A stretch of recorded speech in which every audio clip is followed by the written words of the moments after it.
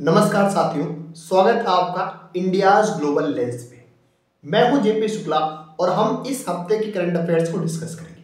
अगर आप विद्यार्थी हैं तो यूपीएससी की, गवर्नमेंट एग्जाम्स की, एसएससी की, रेलवे की, बैंक की और परीक्षाओं की तैयारी करते हैं और आपको आपका करंट अफेयर्स, जनरल अवेयरनेस और जीके बेहतर करना है तो ये चैनल आपके लिए है। इसे आप सब्सक्राइब कर लो, जिससे आपको डेली अपडेट्स, वीकली अपडेट्स और करंट अफेयर्स की सारी जानकारियां मिलती रहेंगी। इसके अलावा मैं जो जीके बेस्ड क्वेश्चंस हैं उनको भी क्विज के माध्यम से इस चैनल पर दे रहूंगा, जिससे आपकी नॉलेज बेहतर होगी। स्टार्ट करेंगे करंट अफेयर्स को। सबसे पहले हम बात करेंगे कि इस हफ्ते की सबसे महत्वपूर्ण न्यूज भारत के पर्सपेक्टिव से क्या रही। तो हम जानते हैं कि हर वर्ष हमारे देश का जो गणतंत्र दिवस है उसमें कोई ना कोई विदेश का एक जो राष्ट्राध्यक्ष है वो आता है। ठीक है, इस वर्ष हमने इंडोनेशिया के राष्ट्रपति प्रबावो सुबियांतो को ऑफिशियल चीफ गेस्ट बुलाया है और वो हमारे देश में आ चुके हैं। उन्होंने भारत के जो विदेश मंत्री हैं डॉक्टर एस जयशंकर, उनसे मुलाकात की। साथ ही साथ अब चूंकि आज 25 जनवरी है, गणतंत्र दिवस की पूर्व संध्या है, बहुत महत्वपूर्ण दिवस माना जाता है। राष्ट्रपति, प्रधानमंत्री हमारे देश के इसमें पार्ट लेते हैं, परेड होती है इंडिया गेट पे और दुनिया भर के लिए हमारे देश की मिलिट्री का, हमारे देश के गौरव का एक तरह से प्रदर्शन होता है कि हमारा देश कहाँ पे खड़ा है, कैसा विकास कर रहा है। तो इंडोनेशिया के राष्ट्रपति इस बार ऑफिशियल चीफ गेस्ट हैं। क्वेश्चंस एग्जाम में भी पहले आ चुके हैं।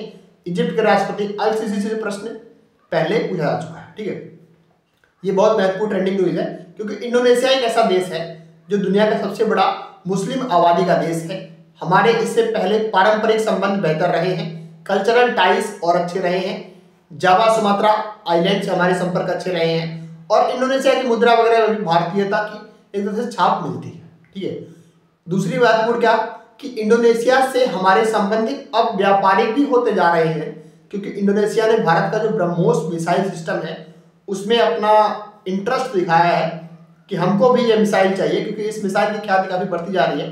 बहुत सारे एशियन देश इंटरेस्ट दिखा रहे हैं, इसमें इंडोनेशिया भी एक ऐसा देश है। तो हमारे लिए भी व्यापारिक संबंध भी अच्छे होंगे और वैसे भी चूंकि हमारे एशियन पार्टनर्स हैं, ईस्ट एशियन कंट्रीज हैं, चूंकि हमारी जो एक्ट ईस्ट पॉलिसी है उसके तहत इंडोनेशिया, मलेशिया, कंबोडिया या फिर फिलीपींस, ये सारे कंट्रीज बहुत महत्वपूर्ण हैं। जो भी आसियान कंट्रीज हैं, जो भी उसके आसपास के देश हैं, वो सभी महत्वपूर्ण देश हैं। ठीक है, तो दूसरी जो महत्वपूर्ण खबर थी इस हफ्ते की वो थी कि बर्थ राइट सिटीजनशिप।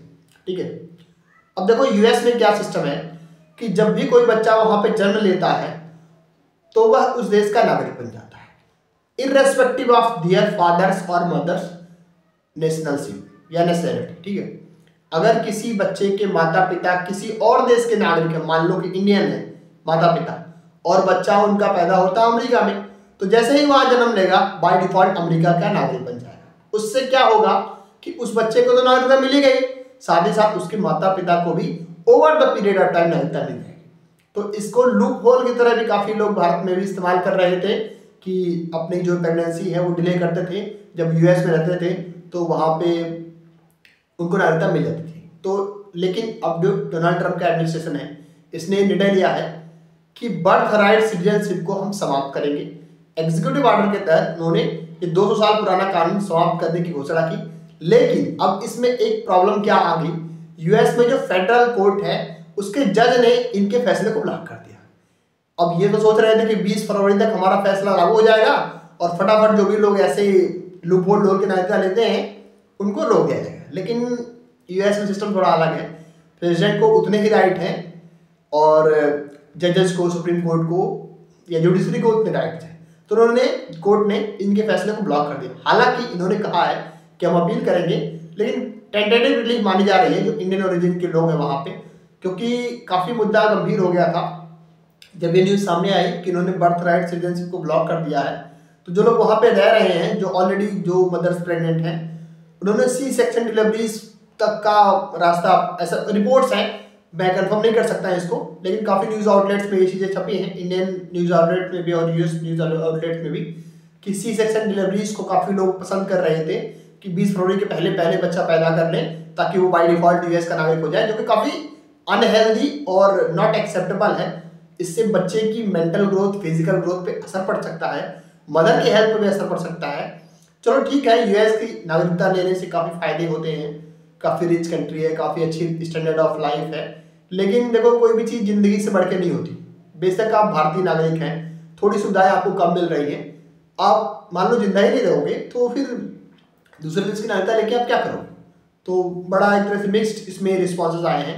काफ़ी लोग इसके सपोर्ट में यूएस में बात कर रहे हैं कि ये आना चाहिए ये जजमेंट इस पे कि बर्थ राइट सिटीजन नहीं होनी चाहिए, लेकिन जो डेमोक्रेट्स हैं वो कह रहे हैं ऐसा चीज़ होना चाहिए, क्योंकि बाय डिफॉल्ट देखो जो भी उस धरती पर रह रहा है उसको उस देश की नागरिकता मिलनी चाहिए। ठीक है, तो ये भी काफ़ी ट्रेंडिंग टॉपिक था। अगला जो महत्वपूर्ण टॉपिक था भारत के लिए काफ़ी महत्वपूर्ण है। 2008 में हमारे देश पे एक आतंकवादी हमला हुआ जिसमें सैकड़ों भारतीयों की जान गई। मुंबई में आतंकवादी हमला किया पाकिस्तान के लोगों ने, पाकिस्तान में कुछ आतंकवादी संगठनों ने भारत पे हमला किया जिसमें सैकड़ों मासूमों की जान गई। काफ़ी बड़ा आघात माना जाता है भारत पर। इसमें अमेरिकी नागरिकों की बहुत सारी मौत हुई, लेकिन सबको सजा नहीं मिल पाई।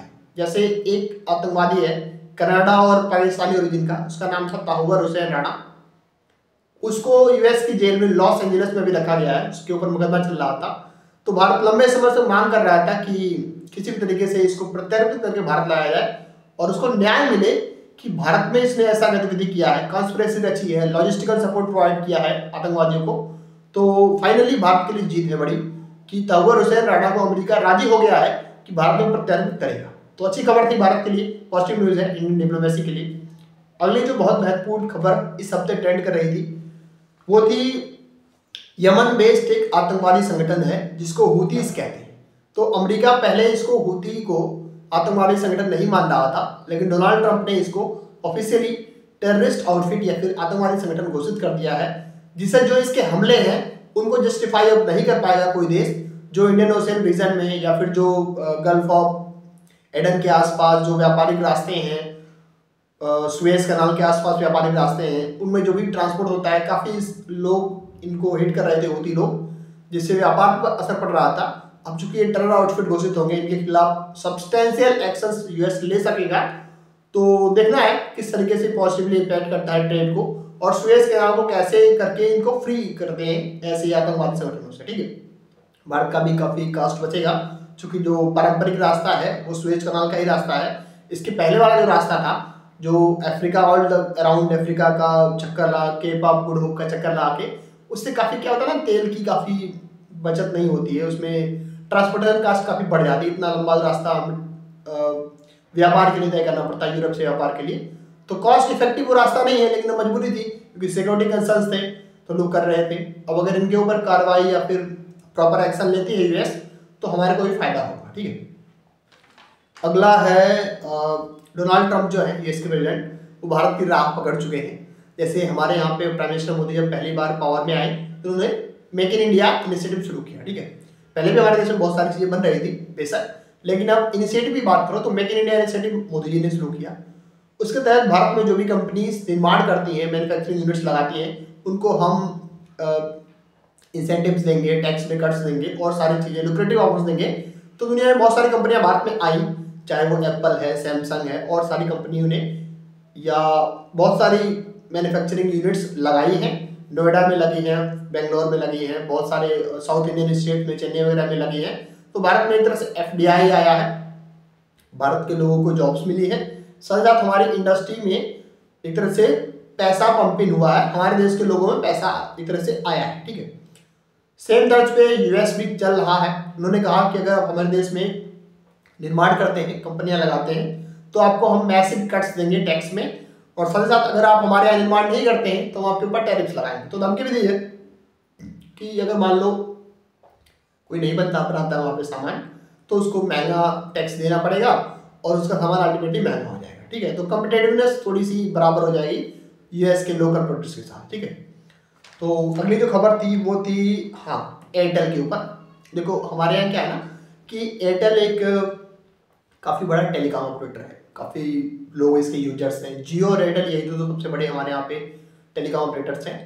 तो जब एलॉन मस्क जो कि दुनिया के सबसे अमीर व्यक्ति हैं, उन्होंने निर्णय लिया था कि स्टारलिंक प्रोजेक्ट से दुनिया भर के देशों में हम फ्री में इंटरनेट प्रोवाइड करेंगे, फ्री इन द सेंस बहुत नॉमिनल चार्ज में। तो बहुत सारे टेलीकॉम कंपनियों को धक्का लगा था, क्योंकि अल्टीमेटली क्या होगा कि जैसे मान लो लद्दाख हमारे यहाँ पे रीजन है, नेपाल में माउंट एवरेस्ट है, चाइना के आसपास का रीजन है, रिमोट एरियाज है, वहाँ पे इंटरनेट की कनेक्टिविटी अच्छी नहीं है। या फिर नेटवर्क नहीं रहते हैं, तो अगर आप सैटेलाइट बेस्ड इंटरनेट दोगे, चूंकि उसका तारों से कोई मतलब तो होता नहीं, तो हर जगह इंटरनेट दे सकता है और सस्ता देगा, तो लोग उसी की तरफ जाएंगे, तो अपनी मार्केट को नुकसान हो सकता है। हमारे देश के जो टेलीकॉम ऑपरेटर्स हैं, हमारे देश में जो कंपनियां हैं, उनको नुकसान हो सकता था। एयरटेल ने हाल ही में निर्णय लिया है कि वो सैटेलाइट बेस्ड इंटरनेट इंडिया में प्रोवाइड करेगा।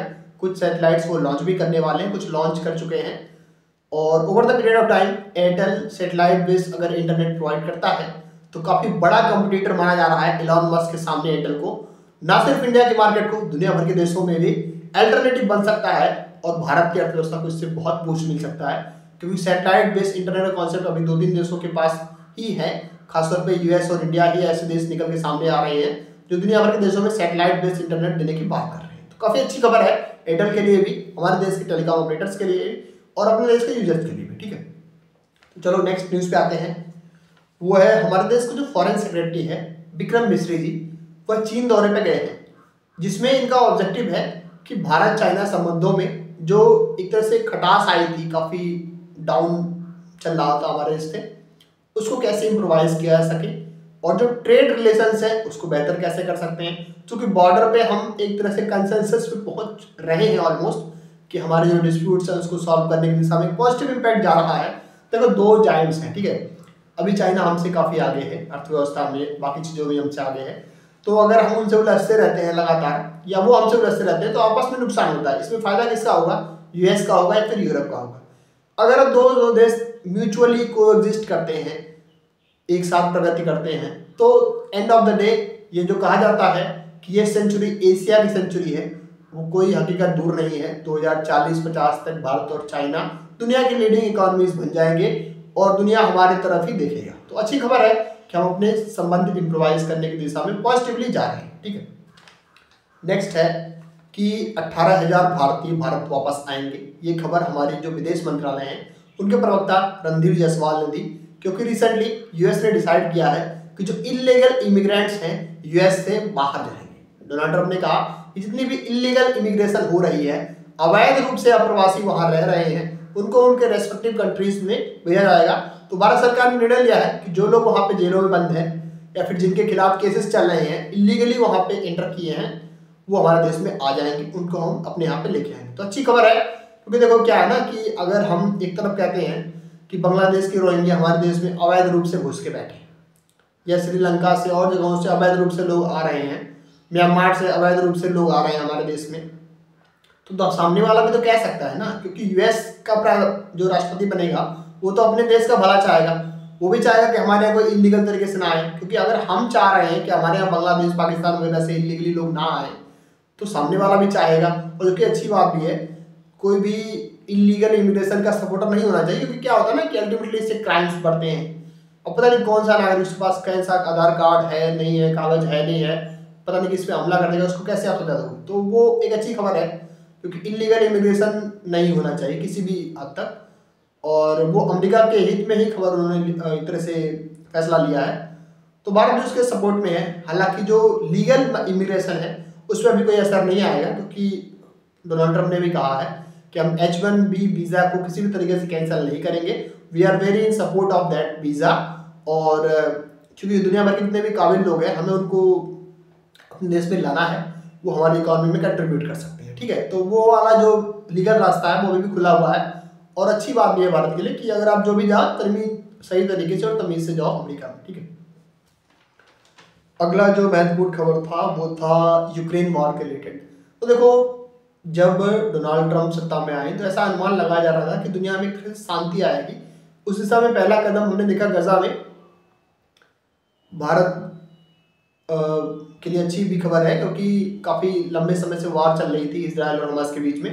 तो गजा में एक तरह से शांति हुई है, पीस डील हुई है, सीज फायर हुआ है, और जो स्वैप है, जो इधर से इजराइल उनके कैदियों को रिहा कर रहा है, फलस्तीनी कैदियों को, और साथ ही साथ जो बंधक हैं, हॉस्टेज हैं गजा में, जो हमास ने हॉस्टेज रखे हैं इजरायली, उनको वापस कर रहा है। तो ठीक भी है कि शांति रहेगी तो हमारे लिए भी व्यापारिक संबंध बेहतर करने में अच्छी बात रहेगी। ठीक है, तो उस दिशा में यूक्रेन में जो कॉन्फ्लिक्ट खत्म करने की बात करी थी ट्रंप ने, उसमें उनको थोड़ा सा एक तरह से सेटबैक मिला है, क्योंकि जेलेंस्की जो है वो कह रहे हैं कि मैं तो लड़ूंगा भाई, मैं तो युद्ध नहीं खत्म करने वाला। हालांकि पुतिन ने कहा है कि हम सीज फायर और पीस डील के लिए रेडी हैं, अगर ट्रम्प हमसे बात करते हैं तो वी आर रोको विद इट, ठीक है, क्योंकि उनको तो फायदा ही होगा अल्टीमेटली। कांग्रेचुलेट भी किया था और डोनाल्ड ट्रम्प ने भी म्यूचुअली कहा कि Putin is not a bad man at all, अगर वो पावर में होते तो ऐसी बात होती ही नहीं, ठीक है।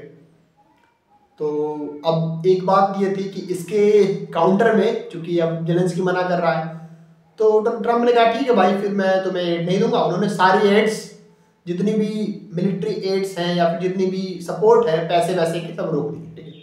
खाली दो देशों को सपोर्ट कर रहे हैं अभी इस टाइम पे, वो इजराइल की एड और इजिप्ट, इन दो देशों को केवल पैसे दे रहा है अमेरिका, बाकी सबको पैसे देना बंद कर दिया। किसी प्रकार का कोई पैसा अमेरिका किसी को नहीं देगा। अच्छी खबर भी है क्योंकि अपना पैसा अपने देश में आप लगाओ, फालतू में इधर उधर की जगहों में लगाने का क्या मतलब है, ठीक है।